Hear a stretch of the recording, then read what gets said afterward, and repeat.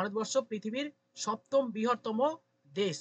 এবং যদি বলা হয় এর আগে যে 6টা দেশ রয়েছে সেইগুলো দেশ মানে মানে কোন দেশ সব থেকে বড় তাহলে আয়তনের দিক থেকে? রাশিয়া। রাশিয়া। রাশিয়া। সেকেন্ড পজিশনে কি আছে? চায়না। রাশিয়ার পর কানাডা। না কানাডা। হ্যাঁ কানাডা হবে সেকেন্ড। তারপর ব্রাজিল। না, থার্ড কে রয়েছে? তারপর China. Third China. Third China. Fourth Brazil. Fourth Brazil. Fifth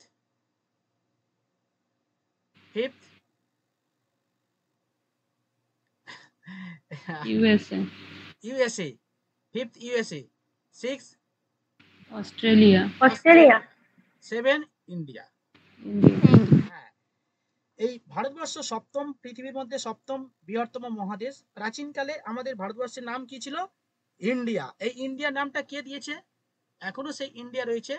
এই ইন্ডিয়া নামটা কার দেওয়া? মানে ল্যাটিন শব্দ, গ্রিক শব্দ, না ইংরেজদের দেওয়া নাম?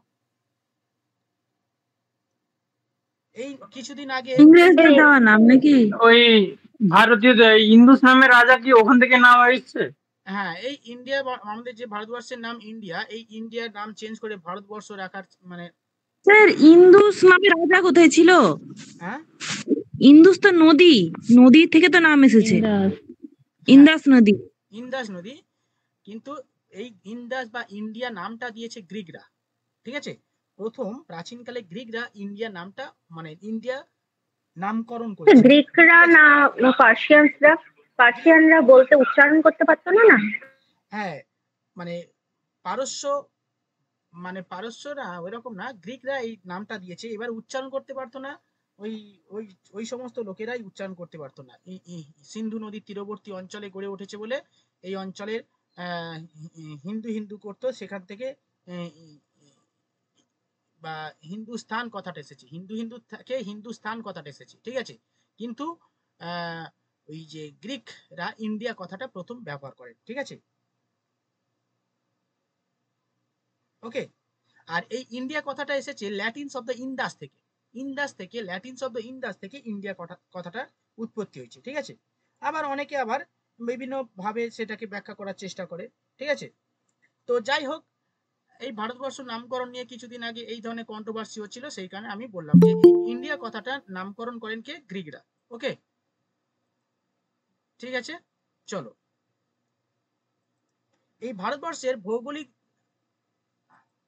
ভৌগোলিক অবস্থান যদি আমরা দেখি, ঠিক আছে, জিওগ্রাফিক্যাল লোকেশন আমরা যদি দেখি, তাহলে ভারতবর্ষ উত্তর থেকে দক্ষিণে এবং পূর্ব থেকে পশ্চিমে ব্যাপক একটা বিস্তৃত অঞ্চল রয়েছে। ঠিক আছে, অক্ষাংশগত দিক থেকে এই নিচে যদি আমরা দেখি, এটা হচ্ছে 8 ডিগ্রি 4 মিনিট থেকে 8 ডিগ্রি 4 মিনিট থেকে, ঠিক আছে, এখান থেকে আর কি আন্দামান নিকোবর দ্বীপপুঞ্জ থেকে 8 ডিগ্রি 4 মিনিট উত্তর অক্ষাংশ থেকে ইন্দিরা পয়েন্ট থেকে ও উত্তর দিকে একদম 37 ডিগ্রি পর্যন্ত, উত্তর দিক মানে 37 পয়েন্ট সামথিং, ওটা আমি রাউন্ড ফিগার দিচ্ছি, 37 ডিগ্রি 06 অক্ষাংশ পর্যন্ত ভারতবর্ষের বিস্তার। এটা অক্ষাংশগত দিক থেকে। অক্ষাংশ কোনগুলো? যেগুলো পূর্ব পশ্চিমে বিস্তৃত, সেটাকে বলা অক্ষাংশ, ল্যাটিচুড। এই যেমন ধরো এই একটা ল্যাটিচুড, এটা কর্কটক্রান্তি রেখা, ট্রপিক অফ ক্যান্সার বলা হয় এটাকে। তো ভারতবর্ষের মাঝখান দিয়ে প্রবাহিত হয়েছে এই ট্রপিক অফ ক্যান্সার বা কর্কটক্রান্তি রেখা। তাহলে দক্ষিণে কত ডিগ্রি থেকে কত ডিগ্রি পর্যন্ত বিস্তৃত? দক্ষিণে 8 ডিগ্রি 4 মিনিট থেকে উত্তরে 37 ডিগ্রি 6 মিনিট উত্তর অক্ষাংশ পর্যন্ত বিস্তৃত। ঠিক আছে স্যার, 8 ডিগ্রি 4 মিনিট ওটা আপনি ওখানে ম্যাপে ওখানে দেখাচ্ছেন কেন? হ্যাঁ, কেন দেখাচ্ছি? সেই একদম দক্ষিণ দিকের অংশ যেটা হচ্ছে, এটা 8 দেখালে ডিগ্রি 4 মিনিট তো কন্যাকুমারিকার এটা। কন্যাকুমারিকা। হ্যাঁ, এই কন্যাকুমারী থেকে উত্তরে জম্মু কাশ্মীরের পর্যন্ত, মান্দো পর্যন্ত বিস্তৃত। এবং পূর্ব পশ্চিমে অরুণাচল প্রদেশের নামচেবারো থেকে গুজরাটের গুহার মাঠা পর্যন্ত বিস্তৃত। মানে 68 ডিগ্রি পূর্ব থেকে 97 ডিগ্রি পূর্ব অক্ষাংশ পর্যন্ত, দ্রাঘিমা পর্যন্ত বিস্তৃত। এবং এই দেশের মাঝখান দিয়ে, ভারতবর্ষের মাঝখান দিয়ে 23.5 ডিগ্রি উত্তর অক্ষরেখা বা কর্কটক্রান্তি রেখা বিস্তৃত হয়েছে। ঠিক আছে, 82.5 ডিগ্রি, সরি, আমাদের 23.5 ডিগ্রি উত্তর অক্ষরেখা যেটাকে বলে কর্কটক্রান্তি রেখা বা ট্রপিক অফ ক্যান্সার বিস্তৃত হয়েছে। ঠিক আছে, কোন কোন রাজ্যের মধ্যে দিয়ে বিস্তৃত হয়েছে? দেখো, গুজরাট, রাজস্থান, মধ্যপ্রদেশ, ছত্তিশগড়, ঝাড়খণ্ড, ওয়েস্ট বেঙ্গল, এটা বাংলাদেশ পড়ে যাচ্ছে, বাদ দাও, ত্রিপুরা এবং মিজোরাম। এই কতগুলো? 1 2 3 4 5 6 7 8টা রাজ্যের মধ্যে দিয়ে কর্কটক্রান্তি রেখা বিস্তৃত হয়েছে। কি বললাম? কতগুলো রাজ্যের মধ্যে দিয়ে কর্কটক্রান্তি রেখা বিস্তৃত হয়েছে? 8টা রাজ্যের মধ্যে কর্কটক্রান্তি রেখা বিস্তৃত হয়েছে। ঠিক আছে, বোঝা গেল? এবং ঠিক একই রকম ভাবে উত্তর থেকে দক্ষিণে আরেকটা রেখা বিস্তৃত হয়েছে, তার নাম কি গো? মূল মধ্যরেখা। Standard of Meridien. হ্যাঁ, ভারতের স্ট্যান্ডার্ড মেরিডিয়ান বা মূল মধ্যরেখা বিস্তৃত হয়েছে। সেটা এলাহাবাদের এই উত্তরপ্রদেশের এই অংশ দিয়ে প্রবাহিত হয়েছে, এলাহাবাদের উপর দিয়ে প্রবাহিত হয়েছে। 82.5 ডিগ্রি। 5টা স্টেটের উপর দিয়ে গেছে। হ্যাঁ, 82.5 ডিগ্রি দ্রাঘিমা রেখা, যেটাকে বলা হয় ভারতের প্রমাণ দ্রাঘিমা রেখা। এই প্রমাণ দ্রাঘিমা রেখা স্যার, হ্যাঁ বলো। এই দুটো রেখা ইন্টারসেক্ট হয়েছে ওই ঝাড়খণ্ডের না, ছত্তিশগড়ের কোরিয়াতে। ঝাড়খণ্ড না, ছত্তিশগড়ের কোরিয়াতে। ছত্তিশগড়ের কোরিয়া, KORIWA। এটা তো ঝাঁসি হবে, ঝাঁসিতে মিলিত হয়েছে। ঝাঁসি না, ছত্তিশগড়েতে। ঝাঁসিতে তো ওটা হবে নর্থ ইস্ট করিডোর আর east west corridor. Sorry, north east corridor, ভুল হয়ে গেছে একদম। নর্থ ইস্ট করিডোর, উত্তর দক্ষিণ এবং পূর্ব পশ্চিম যে করিডোর আছে সেটা ঝাঁসিতে মিলিত হয়েছে। হ্যাঁ ঠিক, ভুলে গেলাম। ঠিক আছে, তো এইখান থেকে এই পার্টটা করে নিলে হবে। তাহলে পূর্ব পশ্চিম উত্তর দক্ষিণের বিস্তার কত, এটা করে নিলে হয়ে যাবে। ওকে, এবার চলো আমাদের ভারতবর্ষের এই আয়তনের দিক থেকে কততম, আয়তনের দিক থেকে ভারতের যে মোট ল্যান্ডের পরিমাণ, মানে পৃথিবীর যে ল্যান্ড রয়েছে তার দিক থেকে 2.4%। কত বললাম? 2.4%। এবং যদি আমি ক্ষেত্রফল হিসাবে দেখি, মোট ক্ষেত্রফল 32,87,263 বর্গ কিলোমিটার। এটা আসে না 32, কিন্তু এইটা আসে যে ভারতের আয়তন কত, মোট স্থলভাগের আয়তন কত, উত্তর হবে 2.4%। এগুলো একটু লিখে নেবে, পয়েন্ট আউট করো, লিখে নাও। ভারতবর্ষ পৃথিবীর সপ্তম বৃহত্তম মহাদেশ, সপ্তম বৃহত্তম দেশ।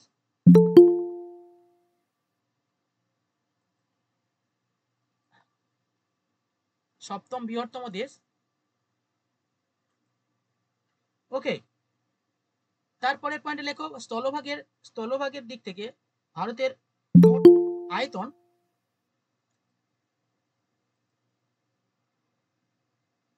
আয়তন 2.4%। 2.4%।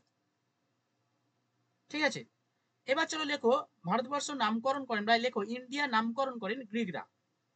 প্রাচীনকালে গ্রিকরা ভারতের নামকরণ করেন ইন্ডিয়া।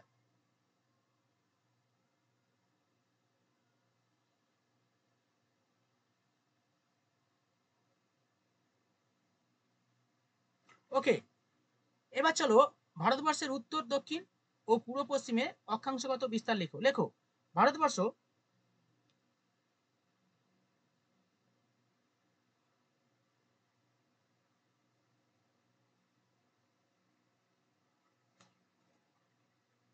হয়েছে, সব থেকে ম্যাপ এঁকে নিলে সব থেকে বেটার হয়। ঠিক আছে, ভারতের দক্ষিণতম অংশ এটা লেখো কন্যাকুমারিকা। ভারতের দক্ষিণতম অংশ, এটা ম্যাপ এঁকে নাও তুমি, সব থেকে ভালো হবে। কন্যাকুমারিকা লেখো 8 ডিগ্রি, এখানে 8 ডিগ্রি লেখো। দক্ষিণতম অংশ কন্যাকুমারিকা 8 ডিগ্রি 4 মিনিট নর্থ। ঠিক আছে, মানে ভারতের দক্ষিণতম কন্যাকুমারিকার অবস্থান, মানে অক্ষাংশগত অবস্থান। এবার চলো ভারতের উত্তরতম। কেন স্যার ওটা লিখবো না, ইন্দিরা পয়েন্টটা লিখবো না? ইন্দিরা পয়েন্ট পরে লেখাচ্ছি ইন্দিরা পয়েন্ট, ওটা অক্ষাংশ আলাদা, ওটা আরো নিচে হবে। 6 ডিগ্রি 45 মিনিট। হ্যাঁ, আচ্ছা, সেই কারণে আমি ওটা লাস্টে লেখাচ্ছি। আচ্ছা, এবার চলো উত্তরতম অংশ।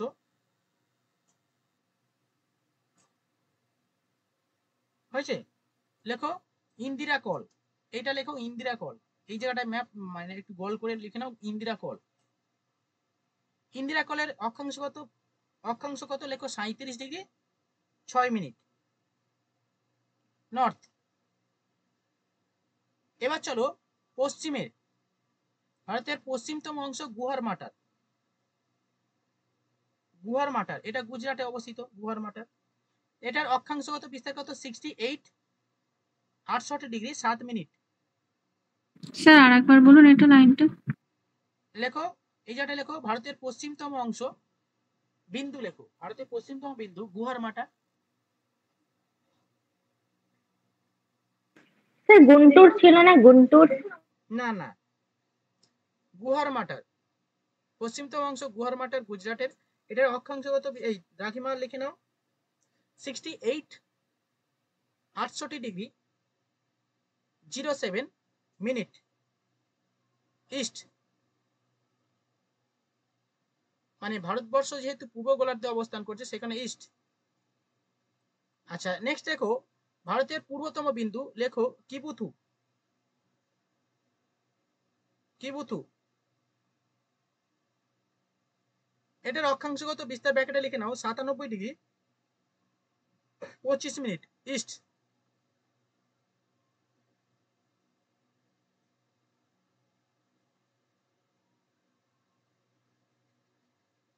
হয়েছে? আচ্ছা এবার আমরা এই জায়গাটা একটা জিনিস স্কিপ করেছি, দেখো আমরা লিখেছি স্থলভাগের, যদি বলা হয় স্থলভাগের, ভারতের স্থলভাগের দক্ষিণতম বিন্দু কি, তখন লিখবে কন্যাকুমারিকা। এই অংশে, এটা হচ্ছে এই অংশে কন্যাকুমারিকা ভারতের স্থলভাগের শেষ বিন্দু। কিন্তু যদি বলে ভারতের দক্ষিণতম বিন্দু, তখন হয়ে যাবে ইন্দিরা পয়েন্ট। সেটা কোথায়? আন্দামান এবং নিকোবর দ্বীপপুঞ্জ অবস্থান করছে, এই অংশটা হচ্ছে ইন্দিরা পয়েন্ট। এই ইন্দিরা পয়েন্টের অক্ষাংশ কত? এটা 6°45' উত্তর।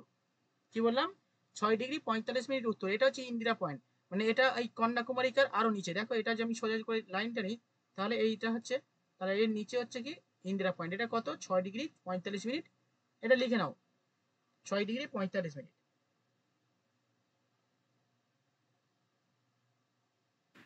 আরেকবার বলুন তো। দেখো ভারতের দক্ষিণতম বিন্দু ইন্দিরা পয়েন্ট।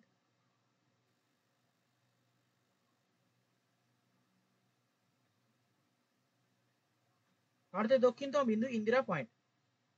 ওকে, এই ইন্দিরা পয়েন্ট যেটাকে পিগমেলিয়ান পয়েন্ট বলা হয়, মানে এই আগে ছিল ইন্দিরা পয়েন্ট, পরবর্তীকালে ওই ইন্দিরা গান্ধী যখন ছিল আর কি, ইন্দিরা গান্ধী রাজীব গান্ধী যখন ছিল না 1985 সালে এই ইন্দিরা পয়েন্টের নাম পরিবর্তন করে পিগমেলিয়ান পয়েন্ট করা হয়। ঠিক আছে, পিগমেলিয়ান পয়েন্ট করা হয়। পিগমেলিয়ান পয়েন্টকে চেঞ্জ করে ইন্দিরা করা হয় না ইন্দিরাকে পিগমেলিয়ান করা হয়? ইন্দিরা গান্ধীর পরেই তো নাম ইন্দিরা পয়েন্ট হবে না? পিগমেলিয়ন পূর্ব নাম। হ্যাঁ পিগমেলিয়ান ইন্দিরা পয়েন্ট হয়ে গেছে। পিগমেলিয়ান পূর্ব নাম, ইন্দিরা গান্ধীর সময় এটা ইন্দিরা পয়েন্ট করে দেয় 1985 সালে, মানে নিজের নামে এটা করে পুঁতে দিয়ে চলে গেছে নাম। হ্যাঁ এটা একটা। কত ডিগ্রি বললেন এটা? এটা 6°, দেখো 6°45' নর্থ।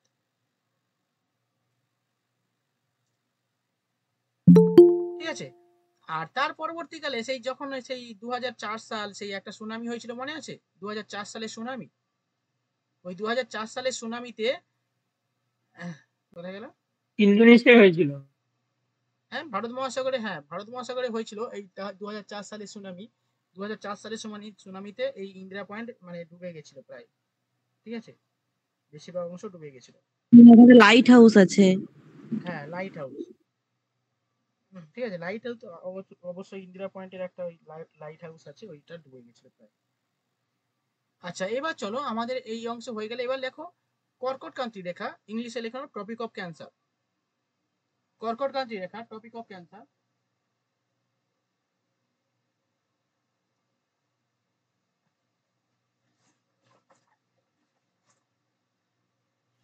স্যার ভারতের দক্ষিণের শেষ বিন্দুটার নাম কি বললেন? ইন্দিরা পয়েন্ট। না ওটা তো না, ভারতের ওই ম্যাপের বললেন না, ম্যাপের কোনটা একটা অংশ যেটা শেষ পয়েন্ট বলে, নামটা কি বললেন? কি বললো? পিগমেলিয়ান পয়েন্ট। কন্যাকুমারী। কোনটা বলছো? এইটা? পিগমেলিয়ান না কি একটা বললেন না? পিগমেলিয়ান পয়েন্ট। পিগমেলিয়ান পয়েন্ট, পশ্চিম মৈঝলা আকার লস 29 তম পিগমেলিয়ান পয়েন্ট। কি এটা কি? হ্যাঁ,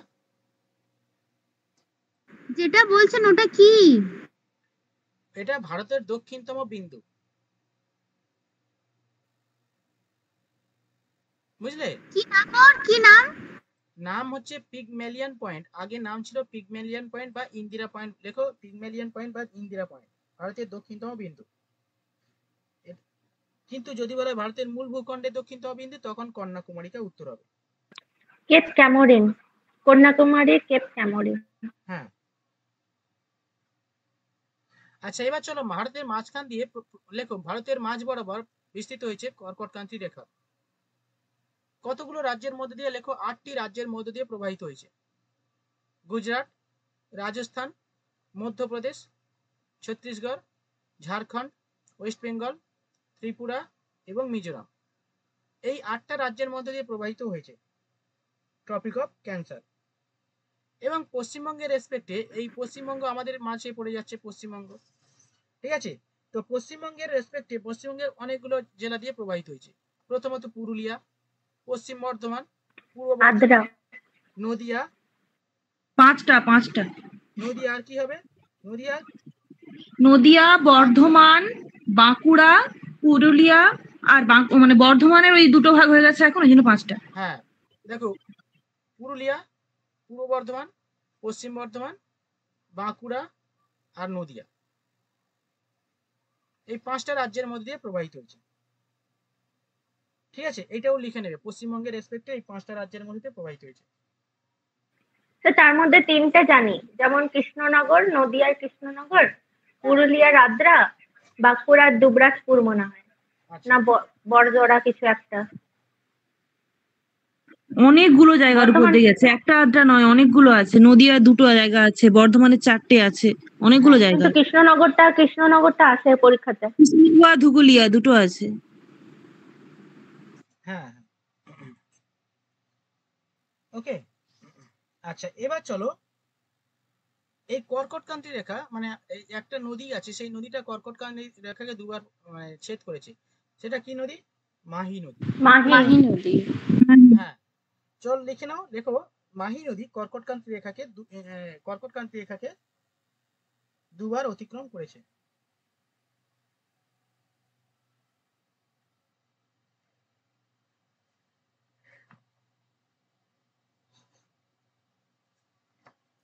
দুবার অতিক্রম করেছে। হ্যাঁ,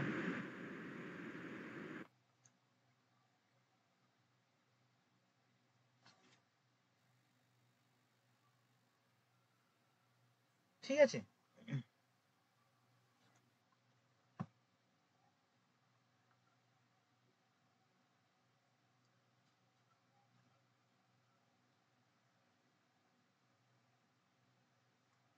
হয়েছে। এবার চলো ভারতবর্ষের মাঝখান দিয়ে লেখো প্রমাণ দ্রাঘিমা 82.5 ডিগ্রি বিস্তৃত হয়েছে। লেখো ভারতের মাঝ বরাবর 5টি রাজ্যের মধ্যে দিয়ে লেখো উত্তরপ্রদেশ, ঝাড়খণ্ড, উড়িষ্যা, ছত্তিশগড় এবং স্যার একটু আসতে দাঁড়ান। উত্তরপ্রদেশ, এলাহাবাদ, ছত্তিশগড়, উড়িষ্যা আর হচ্ছে অন্ধ্রপ্রদেশ। 1 2 3 4 আরেকবার বলুন তো। ছেদ করছে। হ্যাঁ, দেখো ভারতের মূল মধ্যরেখা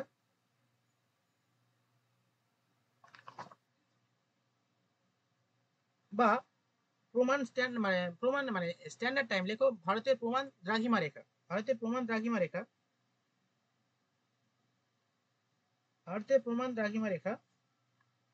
82.5 ডিগ্রি 30 মিনিট, 82 ডিগ্রি 30 মিনিট পূর্ব। হয়েছে, 5টি রাজ্যের মধ্যে দিয়ে প্রবাহিত হচ্ছে। দেখো কি কি লিখবে? লেখো উত্তরপ্রদেশ, মধ্যপ্রদেশ, ছত্তিশগড়, উড়িষ্যা এবং অন্ধ্রপ্রদেশ। ঠিক আছে, এখান থেকে প্রবাহিত এরকম এরকম এই 82.5 ডিগ্রি দ্রাঘিমা রেখা। এটা ভারতের স্ট্যান্ডার্ড টাইম, প্রমাণ দ্রাঘিমা রেখা। ঠিক আছে, অঙ্ক করার সময় কি বললেন? ভারতের প্রমাণ দ্রাঘিমা রেখা। কি বললেন? উত্তরপ্রদেশ, মধ্যপ্রদেশ, ছত্তিশগড়, উড়িষ্যা আর হ্যাঁ, উত্তরপ্রদেশ, মধ্যপ্রদেশ, ছত্তিশগড়, উড়িষ্যা এবং অন্ধ্রপ্রদেশ 5টি রাজ্যের মধ্যে দিয়ে বিস্তৃত হয়েছে। স্যার ঝাড়খণ্ডে হয় না? না না, ঝাড়খণ্ডে যায়নি তো, উত্তরপ্রদেশ। আচ্ছা। হুম।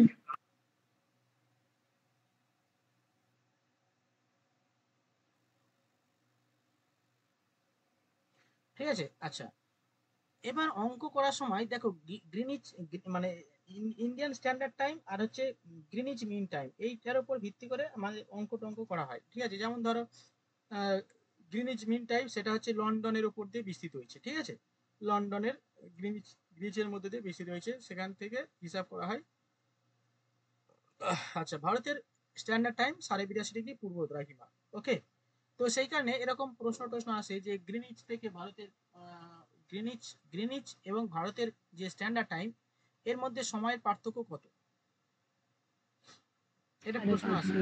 কত? 5 ঘন্টা 30 মিনিট। 5 ঘন্টা 30 মিনিট। কি বললেন কোশ্চেনটা? 30 মিনিট। 5.5 ঘন্টাই ধরুন না, 5.5 ঘন্টা। আচ্ছা আচ্ছা, 5.5 ঘন্টা লেখো।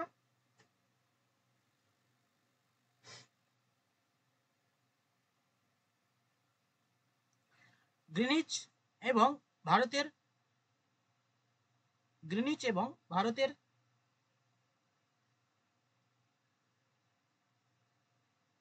হয়েছে।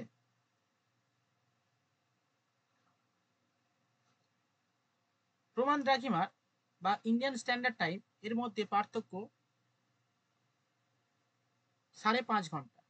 স্যার একটা বইয়ে লেখা ছিল গ্রিনিচ মিন টাইম আর একটা মেরিডিয়ান টাইম। আমরা তো মিন টাইমই পড়ে এসেছি, তো মেরিডিয়ান টাইমটা হবে? না না, গ্রিনিচ মিন টাইম হবে, Greenwich mean time, meridian time না, ওটা ভুল আছে। আচ্ছা শোনো, গ্রিনিচ মেরিডিয়ান, আচ্ছা স্ট্যান্ডার্ড মেরিডিয়ান, মেরিডিয়ান মিন্স হচ্ছে দ্রাঘিমা রেখা। ঠিক আছে, তো এই দ্রাঘিমা রেখাটাকে মানে মেরিডিয়ান বলা যেতে পারে, অসুবিধা নেই। কিন্তু যদি ফুল ফর্ম পড়ে, এরকম ফুল ফর্ম পড়েছিল কি? হ্যাঁ স্যার, আমরা কিন্তু বরাবর কিন্তু পড়ে আসছি ইয়েতে মিনই পড়ে আসছি, কিন্তু ওই বইটাতে লেখা ছিল হবে মেরিডিয়ান টাইম। হবে হবে, কেন হবে না? হবে, হবে? দেখো, হ্যাঁ অবশ্যই। অ্যাকচুয়ালি দ্রাঘিমা রেখাকে মেরিডিয়ান বলা হয় তো। ঠিক আছে, স্ট্যান্ডার্ড মেরিডিয়ান, হ্যাঁ, বা standard parallel. Standard parallel means হচ্ছে প্রমাণ অক্ষরেখা, এই প্রমাণ অক্ষরেখা বলে স্ট্যান্ডার্ড প্যারালাল। ওকে, আর যখন প্রমাণ দ্রাঘিমা রেখা হয় তখন স্ট্যান্ডার্ড মেরিডিয়ান বলা হয়। তো স্ট্যান্ডার্ড মেরিডিয়ান, ওকে, বা মিন, গ্রিনিচ মিন টাইম ওই বলা যেতে পারে, অসুবিধা নেই। ঠিক আছে, কোনো কোনো বই নিতে পারে, অসুবিধা নেই। মেরিডিয়ান, দ্রাঘিমা রেখার বাংলা তো মেরিডিয়ান। ওকে, সেই কারণে অসুবিধা হবে না, হতে পারে, লেখা যেতে পারে। তো এর মধ্যে সময় পার্থক্য 5.5 ঘন্টা হয়ে গেছে। এবার কখনো কখনো বাংলাদেশের সঙ্গে ভারতের প্রমাণ মানে মানে ভারতের প্রমাণ মানে প্রমাণ না, ভারতের সময়ের পার্থক্য কখনো কখনো পরীক্ষা জিজ্ঞাসা করে। 30 মিনিট। 30 ঘন্টা কত হবে? 30 মিনিট বা আধ ঘন্টা। হ্যাঁ, 30 মিনিট বা আধ ঘন্টা। ঠিক আছে, মাত্র 30 মিনিট পার্থক্য, সময় মানে সময় পার্থক্য। তো এবার আমাদের ভারতবর্ষ দেখো, কিন্তু স্যার আমার কোশ্চেন ছিল ভারতবর্ষ এত বড় মানে একটা দেশের কোনটার সঙ্গে পার্থক্য 30 মিনিট? ওয়েস্ট বেঙ্গলের সঙ্গে তো নিশ্চয়ই হবে না। না, কোনটার সঙ্গে দেখাচ্ছে টাইম? ওই প্রমাণ দ্রাঘিমা যেটা ওটার সঙ্গে? হ্যাঁ, প্রমাণ দ্রাঘিমার সঙ্গে সবসময় হিসাব করা হয় এলাহাবাদ থেকে। স্যার বলছি ভারতের আর বাংলাদেশের মধ্যে কার টাইম এগিয়ে 30 মিনিট, ভারত না বাংলাদেশের? এই দেখো, বাংলাদেশে সবসময় পূর্ব দিকে টাইম এগিয়ে থাকে, পশ্চিম দিকে টাইম পিছিয়ে থাকে। ঠিক আছে, বাংলাদেশের রেসপেক্টে কি হবে? বাংলাদেশ এগিয়ে। হ্যাঁ, বাংলাদেশ সময় এগিয়ে। বাংলাদেশ পূর্ব দিকে, দেখো এটা পূর্ব দিক আর আমাদের এটা পশ্চিম দিক। এবার আমাদেরও পূর্ব দিক আছে, এই মিজোরাম, মণিপুর আছে। মানে স্যার এটাই কি যে বাংলাদেশে 30 মিনিট আগে সকাল হয়, এটাই তো নাকি? এই দেখো, যেমন ধরো বাংলাদেশে তুমি যদি এখন যাও, তাহলে সেখানে ধরো এখন সময় কত? 4:30 এখন। না, হ্যাঁ হ্যাঁ, আমাদের এখানে 3:30, মানে ওদের এখানে 4টেই বাজে, ওদের ওখানে 4টে বাজে, এইরকম। আর এখানে আমাদের 1 ডিগ্রি ল্যাটিটিউডে 4 মিনিটের অন্তর থাকে। হ্যাঁ, 4 ওখানে মিনিট। দেখতে 1 ডিগ্রির জন্য, মানে 1 ডিগ্রি অক্ষাংশের জন্য সময় পার্থক্য 4 মিনিট। ঠিক আছে, আর 30 মিনিটের জন্য কত ডিগ্রি? ঠিক আছে, তো তো ওটা ক্যালকুলেশন, ওটা দরকার নেই, এমনি আমি ম্যাথামেটিক্স। তাহলে স্যার ইন্ডিয়াতে যদি 3:30 বাজে, বাংলাদেশে তখন 4টে বাজবে, তাই তো? 4টে।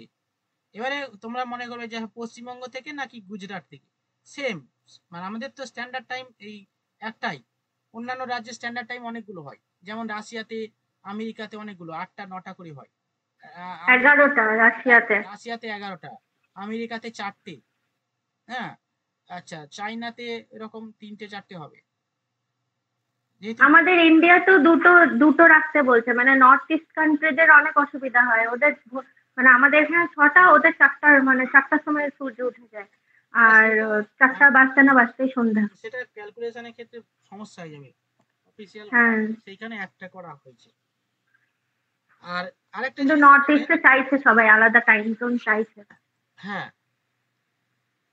আর আরেকটা জিনিস এখান থেকে আসে আর কি, যেমন ধরো এই দেখো আমাদের পশ্চিম থেকে পূর্ব দিকে এই যে বিশাল একটা দ্রাঘিমাগত বিস্তার, একটা বিশাল দ্রাঘিমাগত বিস্তার হয়েছে, বিস্তৃত। হ্যাঁ, সেই কারণে এই পূর্ব এবং পশ্চিমের মধ্যে সময়ের পার্থক্য এরকম পরীক্ষা আসে যে 1 ঘন্টা 56 মিনিট। হ্যাঁ, 1 ঘন্টা 56 মিনিট বা 2 ঘন্টা প্রায়, এটা একটু 2 ঘন্টা। স্যার, হ্যাঁ, এই সময় পার্থক্যটা মানে কিসের সময় পার্থক্যটা? সময় পার্থক্য মানে ডিফারেন্স। মানে মানে ওই এতে ধরো তোমার অরুণাচল প্রদেশের কিবিথুতে তোমার প্রথম সূর্য উঠছে 1 ঘন্টা মানে 2 ঘন্টা আগে, হ্যাঁ আর গুজরাটে 2 ঘন্টা পরে উঠছে সূর্য।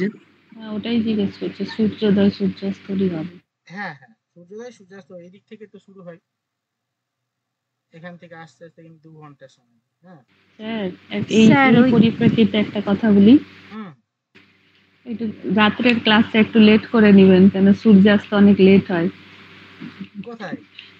এখানে। 8টার সময় রাজস্থান সন্ধ্যা পড়ে গুজরাট তো স্যার। কাছাকাছি না, ওই জন্য বলছে।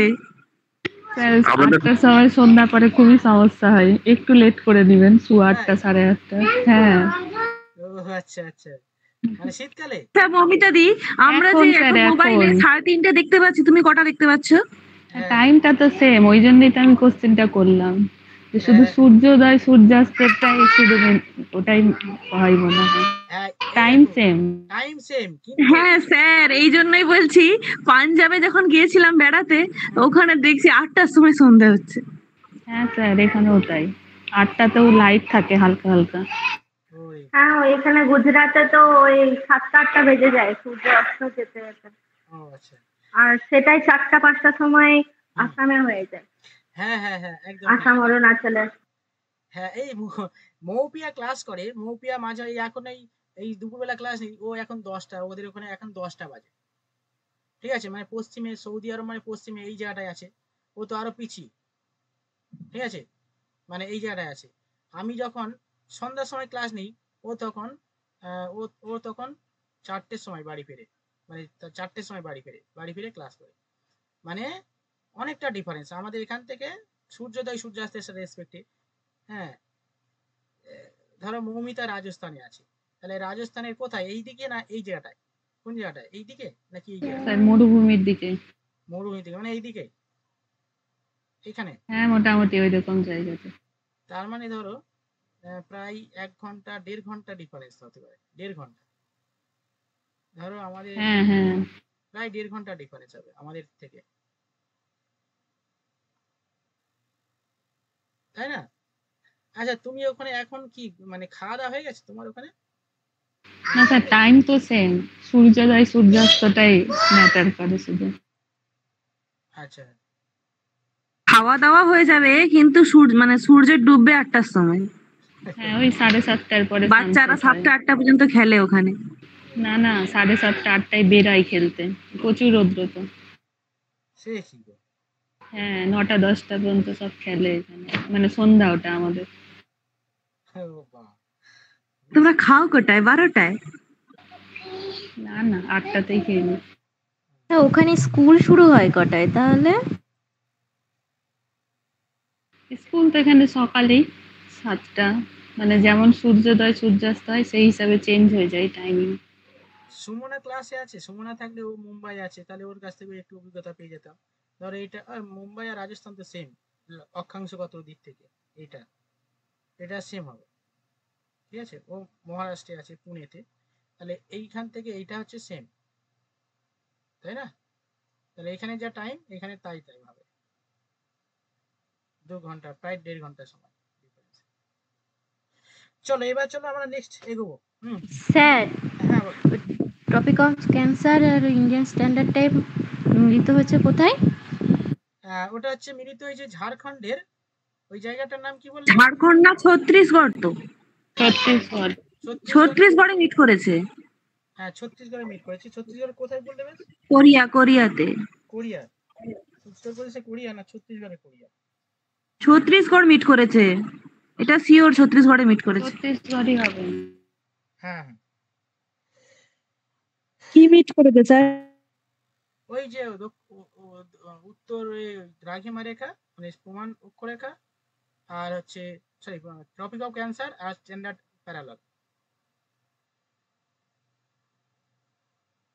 স্যার একটা আইল্যান্ড আছে না, মানে মানে একটা আইল্যান্ড আছে যার এক পারে হচ্ছে মানে একদিন আগে চলে যায় আর একদিন পরে চলে যায়, এরকম একটা কোশ্চেন ছিল, মানে দুই দিকে থাকে না স্যার, ওটা পিছন দিকে আলাস্কা, কি বলে? আলাস্কা রাশিয়ার মাঝে ওইখানটায়। হ্যাঁ হ্যাঁ, ওই আর 42 আলাস্কা রাশিয়ার কিলোমিটার মাঝে। Distance, 42 kilometre distance. ওখানে স্যার একটা ইন্টারন্যাশনাল টাইম জোন না কি একটা টানা আছে না, ইন্টারন্যাশনাল কি একটা লেখা আছে। আন্তর্জাতিক তারিখ রেখা, ওই আগের দিনে দেখাচ্ছি। হ্যাঁ ওইটাতে। তো ওখানটাতে কেন টেরা বেঁকা মতন লাইন চলে গেছে? আরে ওটা তো তোমার আন্তর্জাতিক তারিখ রেখা, আমি দেখাচ্ছি, ম্যাপে চলে যাচ্ছে। দাঁড়াও, আন্তর্জাতিক তারিখ রেখা কেন টেরা বেঁকা হয়েছে? কারণ টেরা বেঁকা না হলে তো দাঁড়াবো দেখাচ্ছি, দাঁড়াও।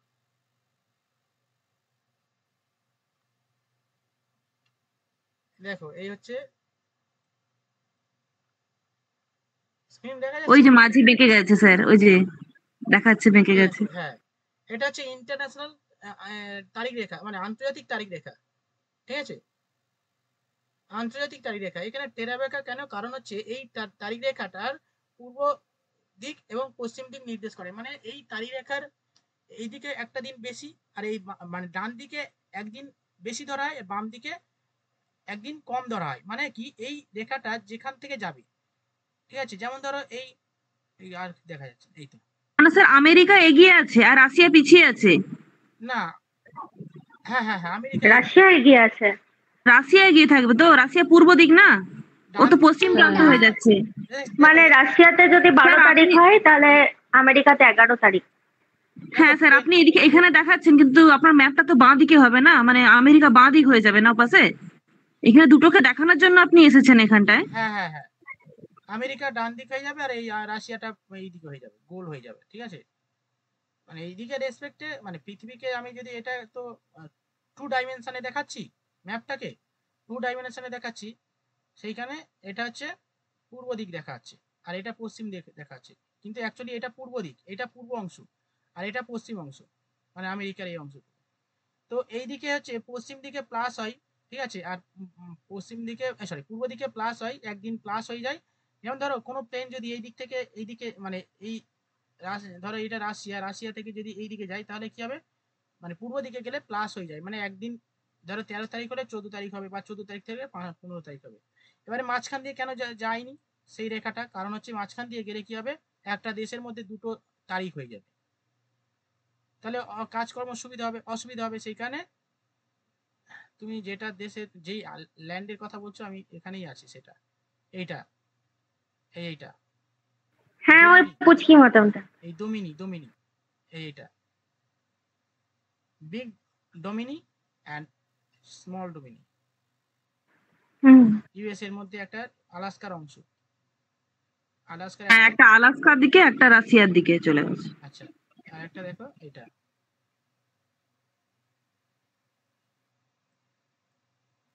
বিগ ডোমিনি, এই দুটো মাঝখান দিয়ে গেছে। হ্যাঁ এই দুটো মাঝখান দিয়ে গেছে। রাশিয়ার দিকেরটা একদিন এগিয়ে আর আমেরিকার দিকেরটা একদিন পিছিয়ে। হ্যাঁ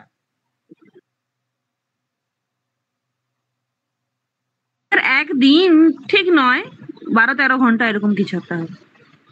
কিন্তু ডেটটা তো চেঞ্জ হয়ে যায়, আমি যদি ফ্লাইটে করে যাই। হ্যাঁ ডেট চেঞ্জ হয়ে যায়। হ্যাঁ ঠিক আছে। আমি যদি টিকিট বুক করি, ফেরার যদি টিকিট বুক করি 11 তারিখে গেলাম, আবার পরের দিনই আসার কথা, তো আমি আবার 11 তারিখেই আসবো?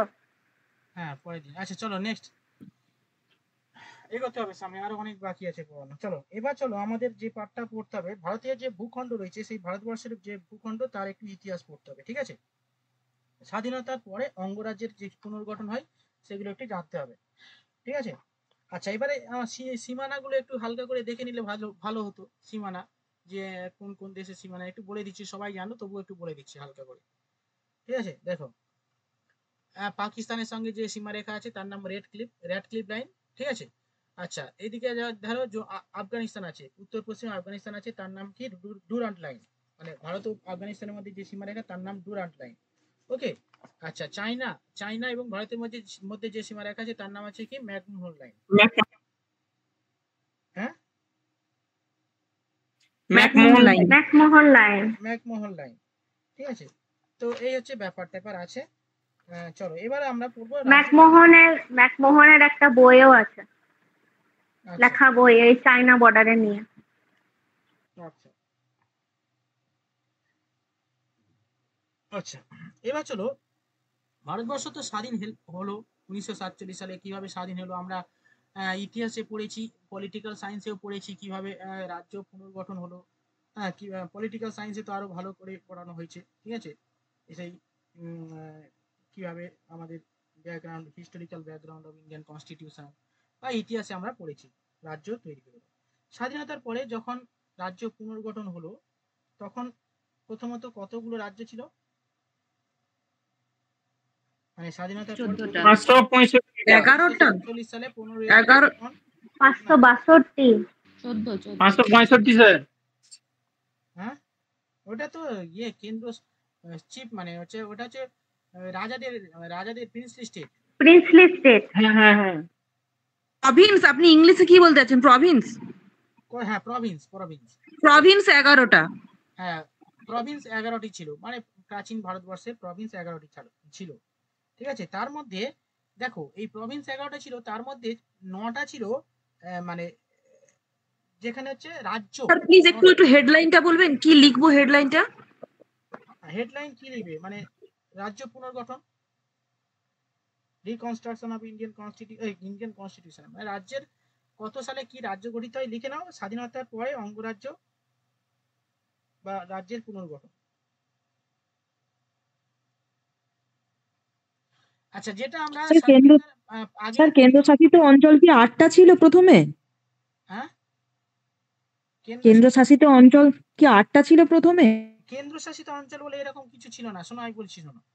প্রথমে যখন ভারতবর্ষ মানে স্বাধীন হয় 1947 সালে 15ই আগস্ট, ঠিক আছে, তখন আমাদের মানে টোটাল প্রভিন্স ছিল 11টা। এবারে পরের দিন ভারতবর্ষে এরকম 11টা প্রভিন্স ছিল, কিন্তু যখন ভারতবর্ষ মানে ওই যে আমাদের না ওর নামটা লর্ড মাউন্ট ব্যাটেন প্ল্যান অনুযায়ী যখন মানে ভারতবর্ষ মানে ডিভাইডেড হয়ে গেল ভারত আর পাকিস্তান, ঠিক আছে। তো সেই সেই যে সেই খসড়াতে মাউন্ট ব্যাটেন কি বলছে ভাই ভারতবর্ষে যে রাজ্যগুলো আছে সেই রাজ্যগুলোকে আমরা 3টে ভাগে ভাগ করে দিচ্ছি, তোমরা কি করবে করো। মাউন্ট ব্যাটেন বলে দিয়েছে। কি বলছে ভাই তোমাদের যে 11টা প্রভিন্স আছে সেই 11টা প্রভিন্সের মধ্যে আমি 9টা মানে রাজ্যগুলোকে 3টে ভাগে ভাগ করে দেয়, 3টে ভাগে ভাগ করে দেয়।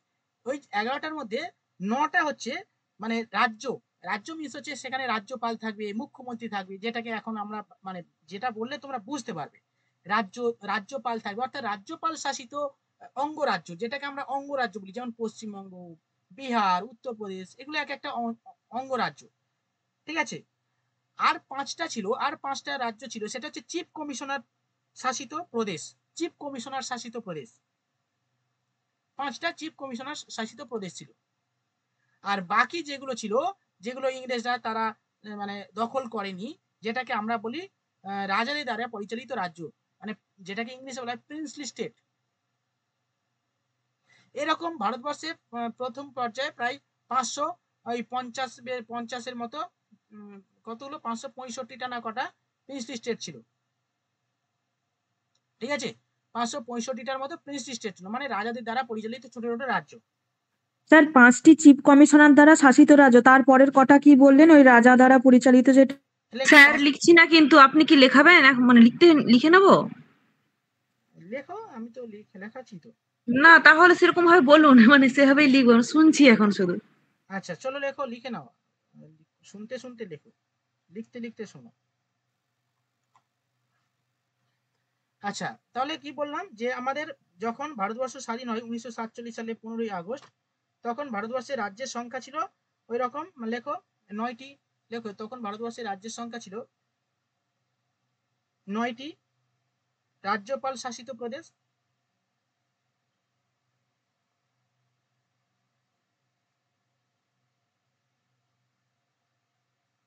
রাজ্য সংখ্যা 9টি ছিল? হুম, স্যার আরেকবার বলুন না। এই দেখো আমি যেটা বলছি শোনো, আমি বলছি শোনো, 1947 সাল 15ই আগস্ট, এটা কার উপর ভিত্তি করে? লর্ড মাউন্ট ব্যাটেন যেটা বলেছিল। এরপরে তো আমরা আসবো সেই 1900 মানে তারপরে হচ্ছে 56 ব্যাপারে আসবো, মানে যখন কমিশন গঠিত হয় ভাষা মানে ভাষার ভিত্তিতে রাজ্য গঠন করা হয়।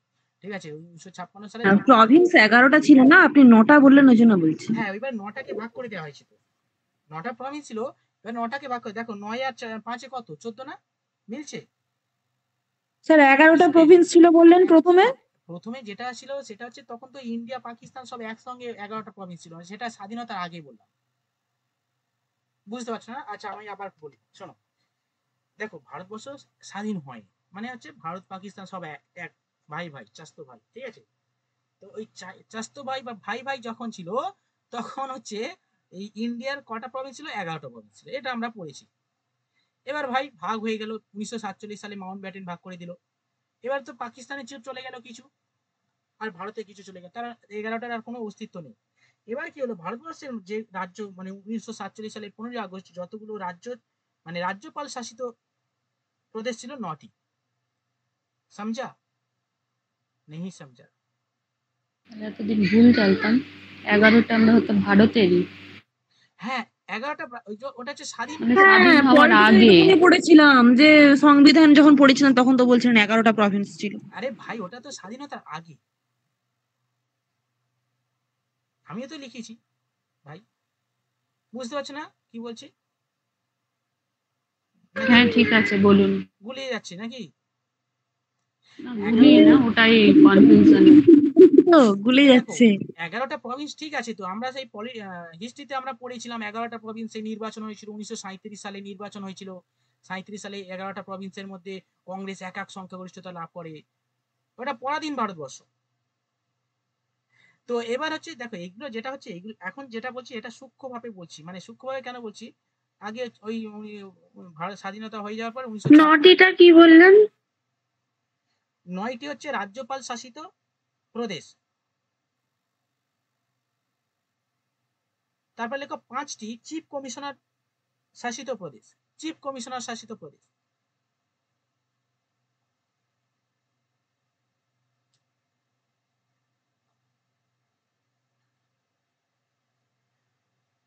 আর তারপরে লেখো চিফ কমিশনার চিফ কমিশনার শাসিত প্রদেশ 5টি।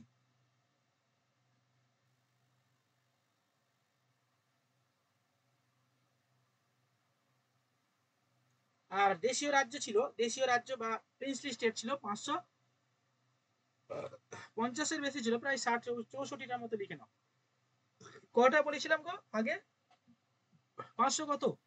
562। 552 লেখো। 552 না 65? খুব ভুলা এটা। স্যার একটা জায়গায় বললাম 565 লেখা আছে। 565 পার্টিশনের আগে। পার্টিশনের আগে 565, আর পার্টিশনের পরে 552।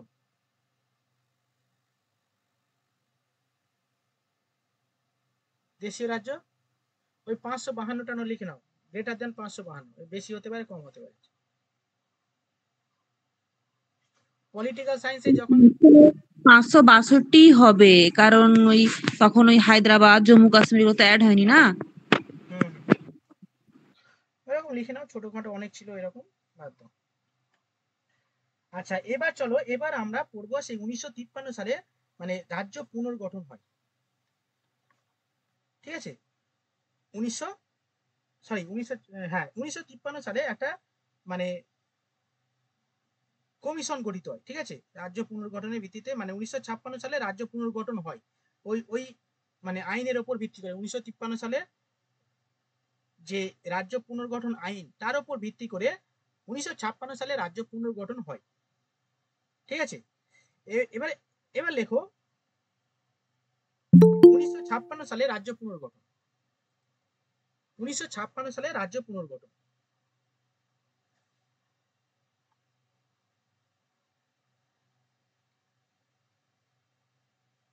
দেখো প্রথমে খুব প্রবলেম হচ্ছিল, মানে তখন তো রাজ্য মানে রাজ্য ডিভাইডেড হয়নি, ওই রকম ছিল, চিফ কমিশনার শাসিত প্রদেশ, দেশীয় রাজ্য ছিল, মানে দেশীয় রাজ্য ঠিক না, তখন হচ্ছে তাদেরকে একসঙ্গে করে নেওয়া হয়েছিল। কমিশনার যেটা বলছেন ওটাই কি ইউটি? না ইউটি ফিউটি এখন তখন তৈরি হয়নি, ইউটি ফিউটি পরে হয়েছে, যখন ওটাকে আমরা ইউটি বলবো না। কেন এটা রাজ্যপাল ওটা কমিশনার কেন তখন তৈরি করেছে, তখন ইংরেজদের যে আইন ছিল তার উপর ভিত্তি করে ওই রকম হয়েছে, তার পরবর্তীকালে আমাদের ইউটি করা হয়, মানে কেন্দ্রশাসিত অঞ্চল করা হয়।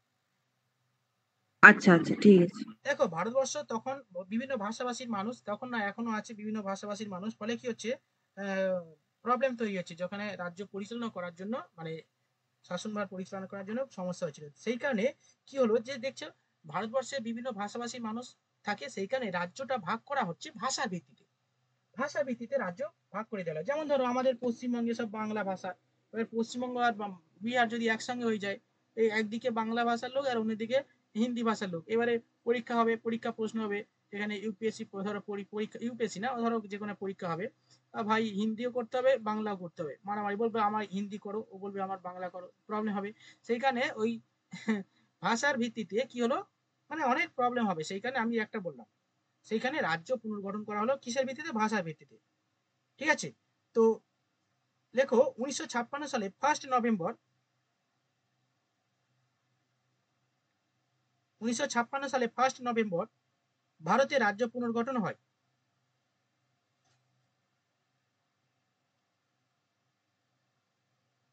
এই সেই রাজ্য পুনর্গঠনে, মানে এই যে 1956 সালে 1 নভেম্বর, এই সালে অর্থাৎ 1956 সালে 1 নভেম্বর কি করা হলো, রাজ্য পুনর্গঠন হলো, এবং সেই পুনর্গঠনে টোটাল 14টা রাজ্য অঙ্গরাজ্য করা হয়, যেটা হচ্ছে রাজ্যপাল শাসিত, আর হচ্ছে আরো কিছু কেন্দ্রশাসিত অঞ্চল করা হয়, মানে ইউটি যেটাকে বলা হয়। এই এখন থেকে ইউটি হয়ে গেল 1956, কিন্তু তার আগে কিন্তু ওইগুলো আলাদা ছিল, সেগুলো ইংরেজদের দ্বারা তৈরি, ঠিক আছে, এর সঙ্গে ওটা গুলাবে না। চলো লেখো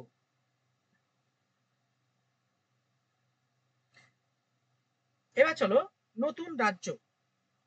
দেখো এর ভিত্তিতে ভারতের 14টি অঙ্গরাজ্য তৈরি হয়।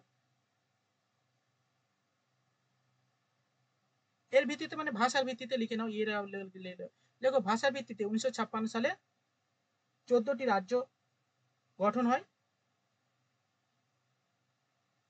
এবং আচ্ছা 14টি রাজ্যের সঙ্গে লিখে নাও কি কি রাজ্য, লিখবে কি লিখবে না নাকি বলো, না লিখলেও হয়, দরকার নেই। না না না ডিটেলস, হ্যাঁ একদম ডিটেলস লিখিয়ে দিন। চলো লেখো আসাম, ওড়িশা, উত্তরপ্রদেশ, ছোটখাটে শর্টকাটে লেখো আসাম, আস্তে আস্তে ওকে,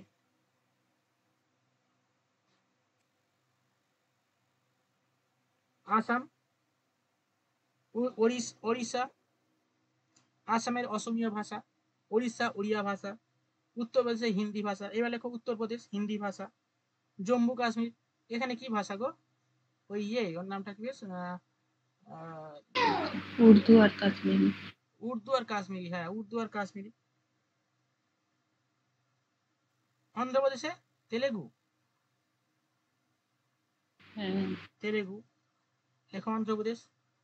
তখন জম্মু কাশ্মীর মেয়ে ছিল, স্টেট ছিল, তখন তো যুক্ত হয়নি, এই জন্য বলছি। হ্যাঁ 1956 সালে যুক্ত হয়ে গেছে তো, মানে বলছি স্টেট হিসাবে কি এ পেয়ে গিয়েছিল?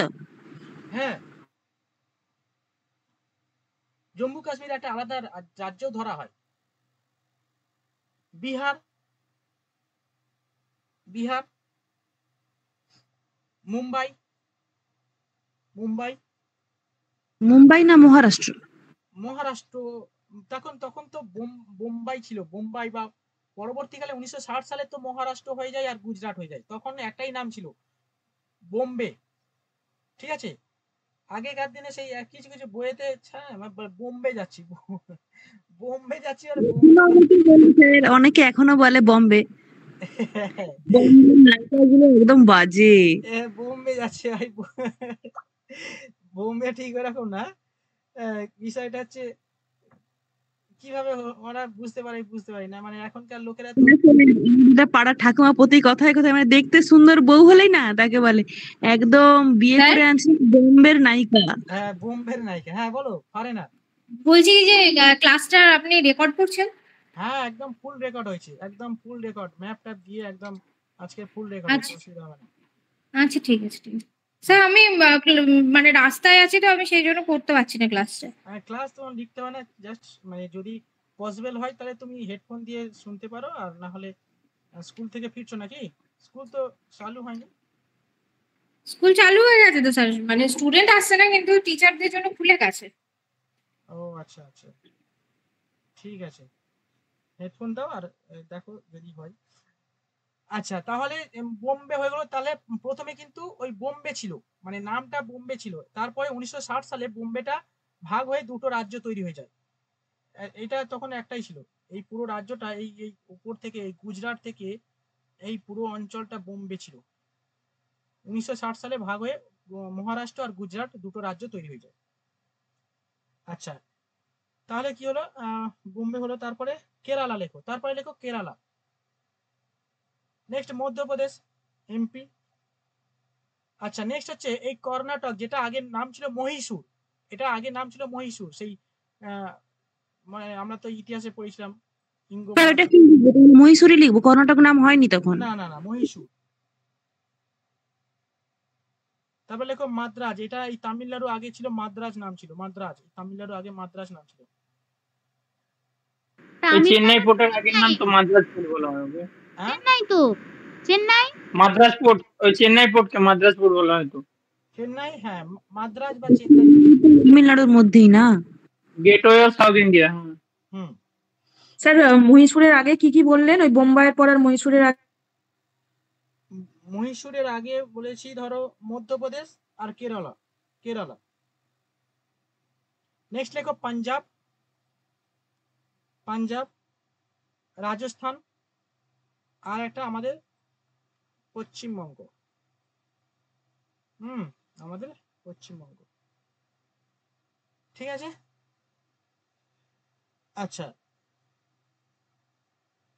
এবার চলো, এগুলো তো হয়ে গেল 14টা টোটাল অঙ্গরাজ্য তৈরি হয়ে গেল ভাষার ভিত্তিতে। এছাড়াও অসংখ্য, মানে 6টা, অসংখ্য না 6টা কেন্দ্রশাসিত অঞ্চল তৈরি হয়ে যায়, ইউটি। স্যার অঙ্গরাজ্য আর রাজ্যের মধ্যে পার্থক্য কি? হ্যাঁ অঙ্গরাজ্য এবং রাজ্যের মধ্যে পার্থক্য হচ্ছে, অঙ্গরাজ্যে কি থাকবে, অঙ্গরাজ্যের একটা মানে শাসন পরিচালনার ক্ষেত্রে, অর্থাৎ যুক্তরাষ্ট্রীয় শাসন ব্যবস্থা পরিচালনার ক্ষেত্রে একটা কাঠামো থাকবে। সেই কাঠামোটা কেমন, সেটা হচ্ছে প্রকৃত শাসক হিসাবে রাজ্য মুখ্যমন্ত্রী, মানে নির্বাচনের মাধ্যমে মুখ্যমন্ত্রী নির্বাচিত হবে এবং রাজ্যপাল মানে থাকবে, অর্থাৎ প্রকৃত শাসক মুখ্যমন্ত্রী এবং এবং মানে সরকারি মানে কি কি বলবো, প্রধান, একটা রাজ্যের প্রধান হিসাবে রাজ্যপাল থাকবে, যেটা যুক্তরাষ্ট্রীয় কাঠামোতে বলা হয়েছে ভারতবর্ষের ক্ষেত্রে, সেটা হচ্ছে একটা অঙ্গরাজ্য। এবার হচ্ছে ইউটি মানে কেন্দ্রশাসিত অঞ্চল, মানে এই ইউনিয়ন টেরিটরি মানে কেন্দ্রশাসিত অঞ্চল, মানে সেই রাজ্যগুলো বা সেই রাজ্য ঠিক না, সেই অঞ্চলগুলো, যেমন ধরো দিল্লি, দিল্লি একটা ইউটি। আগে হিমাচল প্রদেশ একটা ইউটি ছিল, হিমাচল প্রদেশ একটা ইউটি ছিল।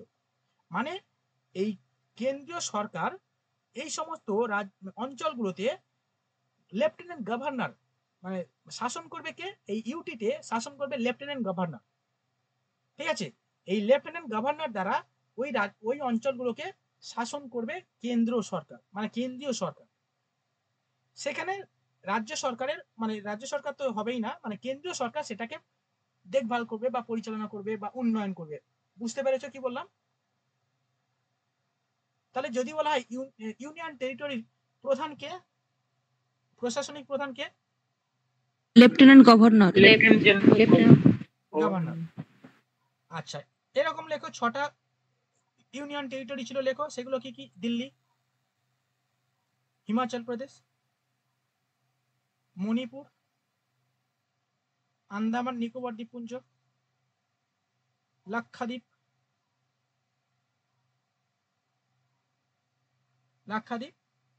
আর একটা লেখো ওই ছোটখাটো মিনিকয়, আমিনদ্বীপী, এগুলো।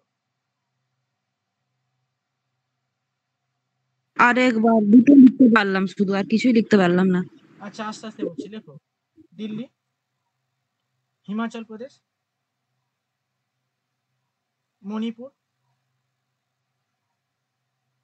ত্রিপুরা,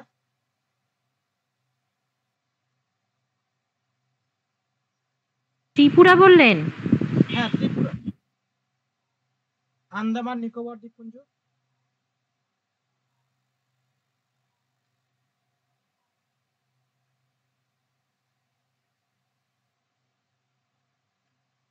স্যার 6টার তো বেশি হয়ে গেল তাহলে। কোথায় ছটা? না 6টাই আছে। আচ্ছা এই যে লাস্ট লেখো, তারপরে এই লাস্টে এই লাক্ষাদ্বীপ, এই আমিনদ্বীপী, এগুলো একটা হবে। এই লাক্ষাদ্বীপ, আমিনদ্বীপী মিলে একটা।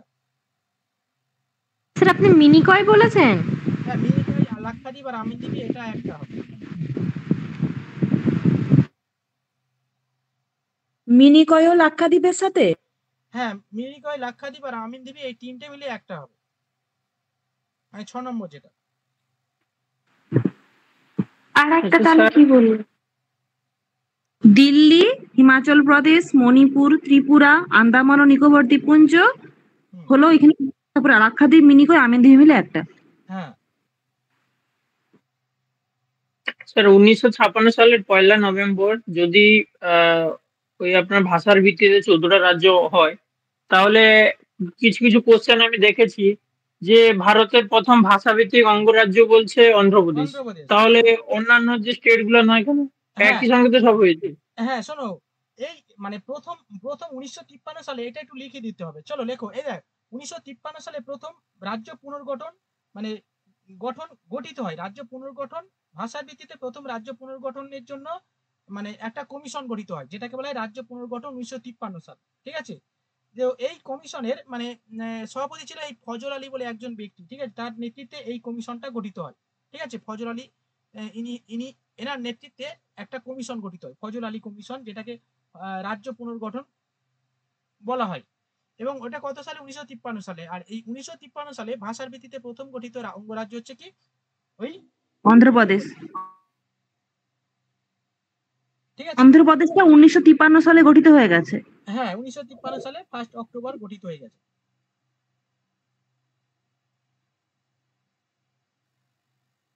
সেটা একটু লিখিয়ে দিন তো। চলো লেখো, 1953 সালে ভাষার ভিত্তিতে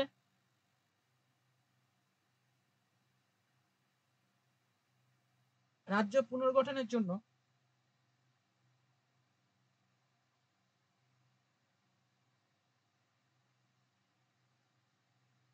রাজ্য পুনর্গঠন কমিশন গঠিত হয়।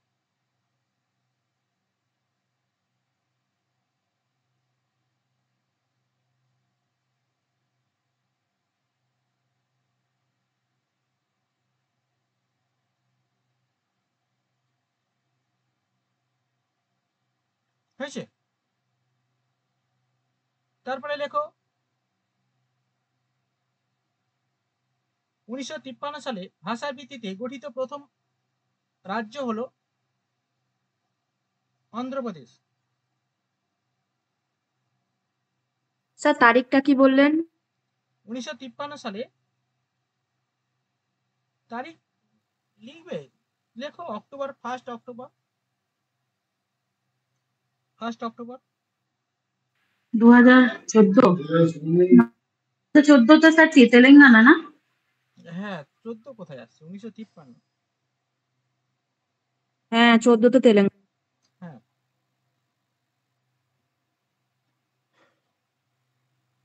আচ্ছা, তারপরে যে এইগুলো যেমন হলো, এর পরবর্তীকালে আবার কিন্তু রাজ্য নতুন ভাবে তৈরি হলো। যেমন যে সমস্ত ইউটি ছিল সেগুলো কেন্দ্রশাসিত অঞ্চল, সরি যেগুলো ইউটি ছিল সেগুলো রাজ্যের মর্যাদা পায়। ঠিক আছে? আচ্ছা এরপরে নেফা একটু জানতে হবে, নর্থ ইস্ট ফ্রন্টিয়ার এরিয়া। কি? আচ্ছা এবার চলো লেখো, নেক্সট লেখো নেফা। নেফা পয়েন্ট করো, লেখো এর সম্পূর্ণ অর্থ north east frontier area.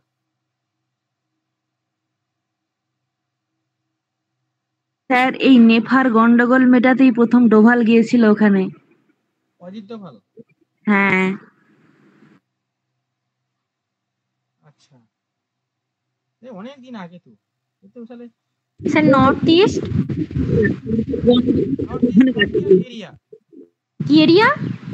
Frontier মানে সীমান্ত, FRONTIER, ফ্রন্টিয়ার।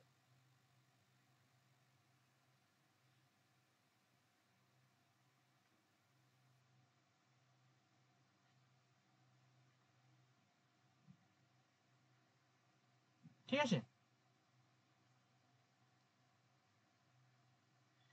লেখো 1957 সালে 1957 সালে নেফা গঠিত হয়। নেফা মানে হচ্ছে এই যেটাকে অরুণাচল প্রদেশ বলা হচ্ছে না, এটাকে আগে আগে নাম ছিল নেফা।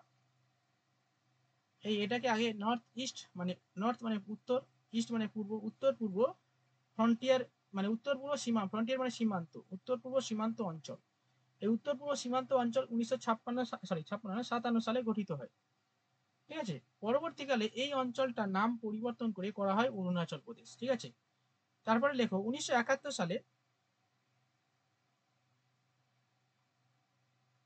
উত্তর পূর্ব নেপা, লেখো 1971 সালে নেপার নাম হয় অরুণাচল প্রদেশ।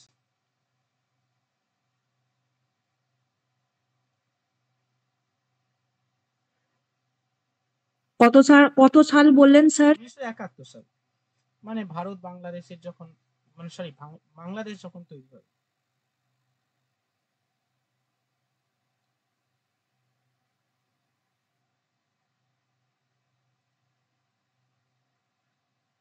হয়েছে?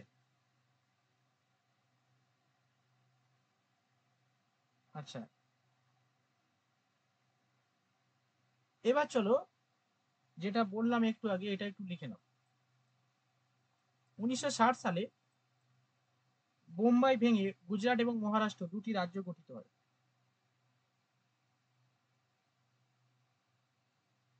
কি আরেকবার বলুন? 1960 সালে বোম্বাই ভেঙে গুজরাট ও মহারাষ্ট্র দুটি রাজ্য গঠিত হয়।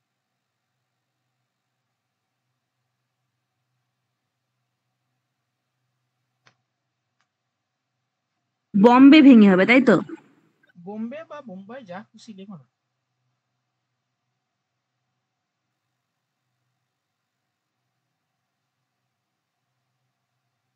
পুরো এরিয়াটা বোম্বে ছিল না, ওটা মহারাষ্ট্রটা ভেঙে গুজরাট?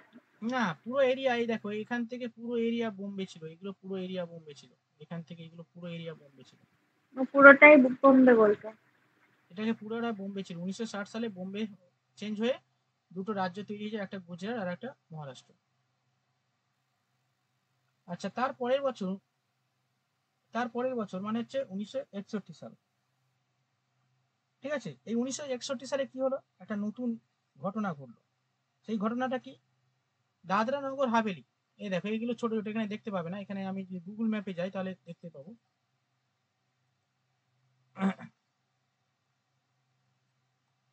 দাদরা নগর হাভেলি,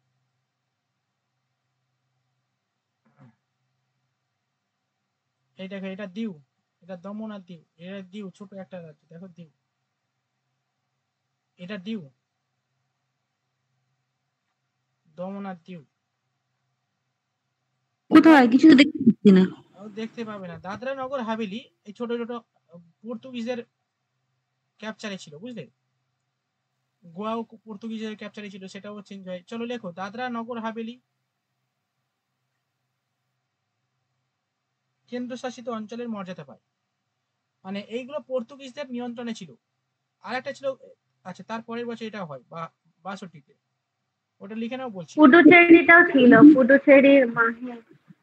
স্যার কি লিখবো? 1961 সালে দাদরা ও নগর হাভেলি, হ্যাঁ লেখো দাদরা নগর হাভেলি কেন্দ্রশাসিত অঞ্চলের মর্যাদা পায়।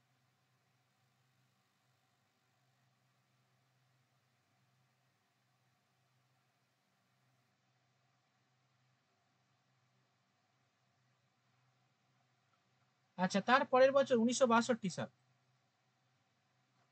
1962 এই যে কেন্দ্রশাসিত অঞ্চলের মর্যাদা পায় 1962 সালে গোয়া। লেখো, গোয়া 1962 সালে কেন্দ্রশাসিত অঞ্চলের মর্যাদা পায়। এগুলো সব পর্তুগিজদের আন্ডারে ছিল।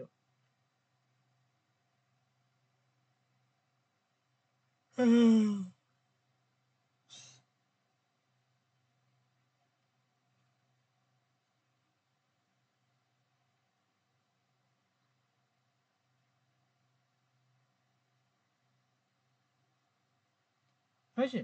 গোয়া তো অনেক পরে হয়েছিল না? গোয়া হ্যাঁ, পরে বলতে কবে? পরে হয়েছিল না? স্যার 1962 সালে কে মর্যাদা পায়? 1962 সালে গোয়া ইউটির মর্যাদা পায়। কত বছর?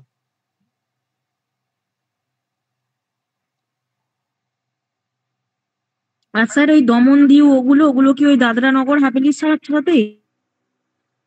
দমন দিউ, দাদরা নগর হাভেলি, হ্যাঁ সব একসঙ্গে, এরা সব ইউটি মর্যাদা পায়। গুগলে তো দেখাচ্ছে গোয়া 1961 সালে। গোয়া 1961 সাল? হ্যাঁ দেখাচ্ছে তো তাই।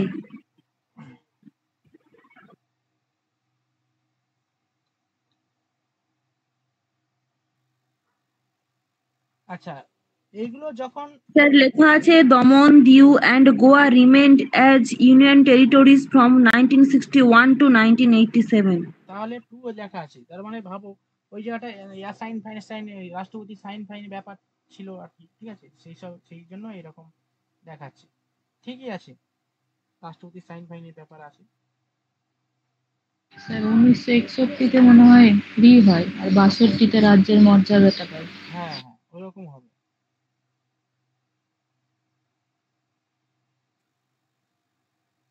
মানে যুক্ত করা হয় নাকি, মানে হ্যাঁ, ওই পর্তুগিজদের এর থেকে যুক্ত করা হয়। যখন কিছু আইন তৈরি হয় সেটা অ্যাসেন্ট করার দরকার হয়, মানে বিল সাইন করার দরকার হয়, সেই সাইন করলে তারপরে তো আইনে পরিণত হবে, তারপরে মর্যাদা পাবে। ওই রকম 61-62 এরকম হয়। হুম। চলো স্যার এটা গোয়াটা ইউটির মর্যাদা পায় বললেন না? হ্যাঁ, ইউটি হ্যাঁ 1987 সালে গিয়ে ওটা স্টেটহুড পায়। হ্যাঁ হ্যাঁ, ঠিক আছে।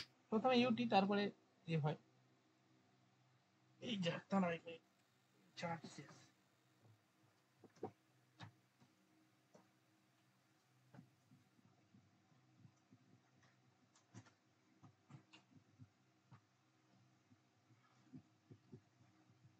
আচ্ছা, এবার চলো লাস্ট লেখো, লাস্ট না আরো কিছু আছে লেখো। শোনো, সব কিছু করতে হবে না, যেগুলো ইম্পর্টেন্ট সেগুলো, নাহলে সব পাগল হয়ে যাবে। এবার লেখো 1966 সাল, 1966 পাঞ্জাব ভেঙে পাঞ্জাব আর হরিয়ানা হয়। পাঞ্জাব ভেঙে পাঞ্জাব ও হরিয়ানা দুটি রাজ্য হয়।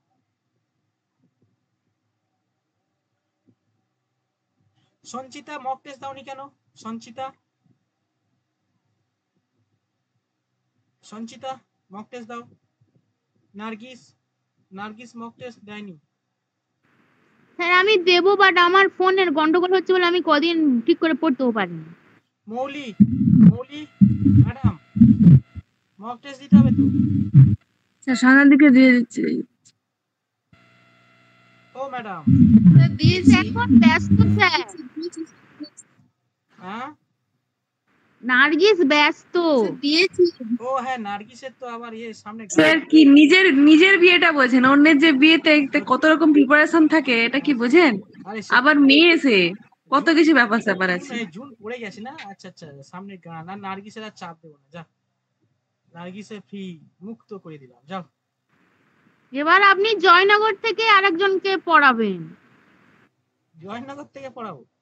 হ্যাঁ, ও জয়নগর থেকে পড়বেন না, ও জয়নগর থেকে পড়বে, ভুল হয়ে গেল। ও আচ্ছা আচ্ছা আচ্ছা, সমঝা। আপনার তাহলে 400 টাকা বেড়ে গেল।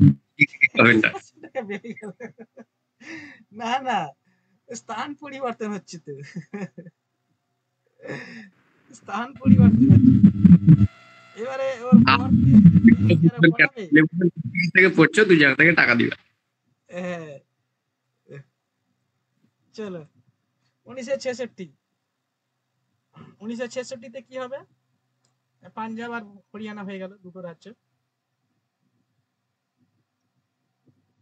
আচ্ছা এবার চলো তামিলনাড়ু 1969 মাদ্রাজ থেকে তামিলনাড়ু হয়।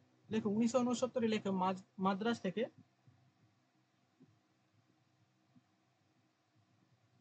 তামিলনাড়ু নাম পরিবর্তন হয়। লেখো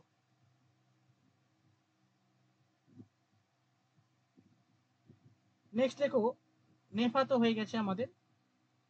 নেক্সট লেখো 1973 মহীশূর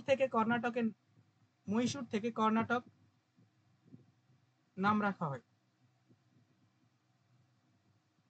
এগুলো পরীক্ষায় আসবে না, এগুলো ফালতু লিখিয়ে অত ঝামেলা পাকি লাভ নেই, এটা লিখতে হবে, এটা পরীক্ষায় আসে। লেখো ওই কি দিল্লি কেন্দ্রশাসিত অঞ্চলে মর্যাদা পায়, এটা একটু লিখতে হবে। লেখো 1992 সালে দিল্লি কেন্দ্রশাসিত অঞ্চল দিল্লি জাতীয় রাজধানীর মর্যাদা পায়, এটা লিখে নাও ভালো করে। স্যার কি আরেকবার বলুন? 1992 সালে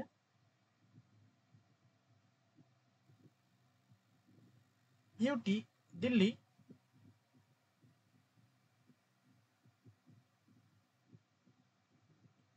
জাতীয় রাজধানীর মর্যাদা পায়,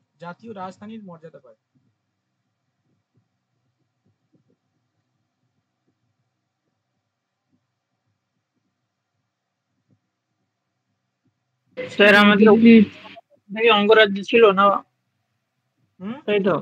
স্যার আমার ওই কোশ্চেনটা আমি যেটা আপনাকে করেছিলাম, এই যে দিল্লি জাতীয় রাজধানী বলছেন, এই জন্যই কি ওখানে সিএম বসে? সিএম কেন হয় ওখানে? দিল্লি একমাত্র কেন্দ্রশাসিত অঞ্চল, মানে এটা স্ট্যাটাস দেয়া, মানে দিল্লি একমাত্র কেন্দ্রশাসিত অঞ্চল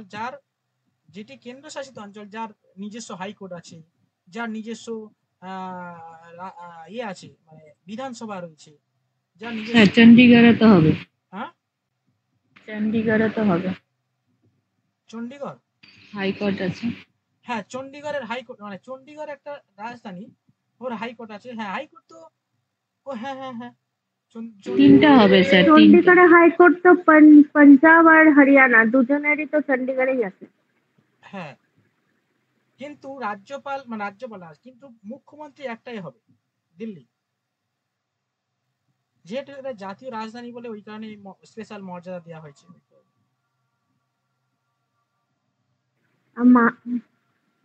মহারাষ্ট্রতে মনে হয় দুটো আছে হাইকোর্ট। না মহারাষ্ট্রে দুটো না, কোন রাজ্যের দুটো হাইকোর্ট। মহারাষ্ট্র হাইকোর্টের আন্ডার এগুলো পড়ছে, ওই দাদরা ও নগর হাভেলি ওইগুলো পড়ছে। হ্যাঁ হাইকোর্ট তিনটা হবে, দিল্লি, চণ্ডীগড় আর জম্মু কাশ্মীর। আর যেটা সিএম বলছেন, সিএম জম্মু কাশ্মীর। জম্মু কাশ্মীর কি করে এখন ডিউটি নেই তো?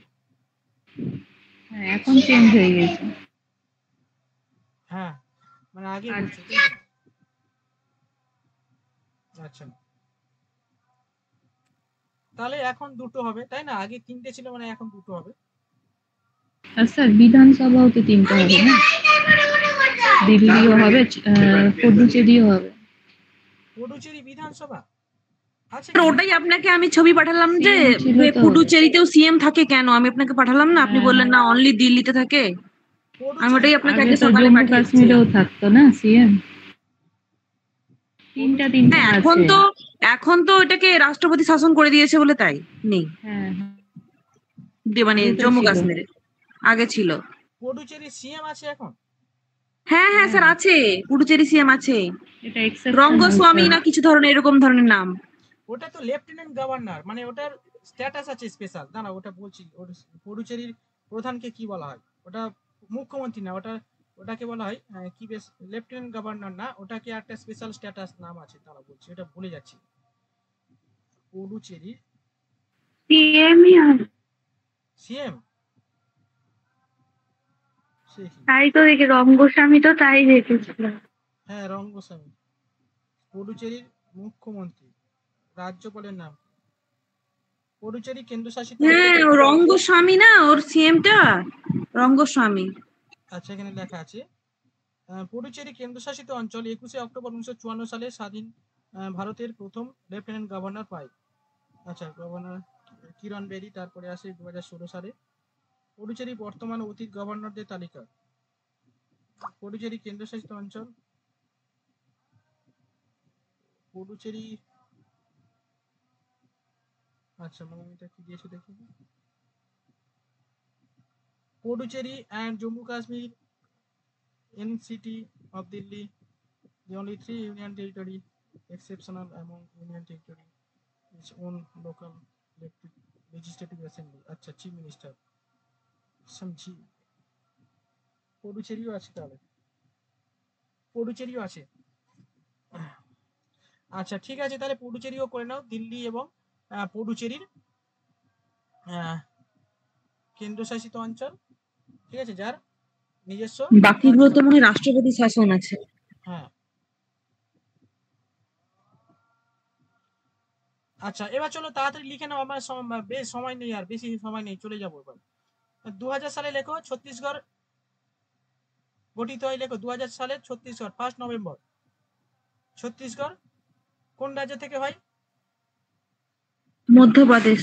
লেখো এমপি থেকে ছত্তিশগড় রাজ্য গঠিত হয় 2000 সালে। স্যার কত সালে?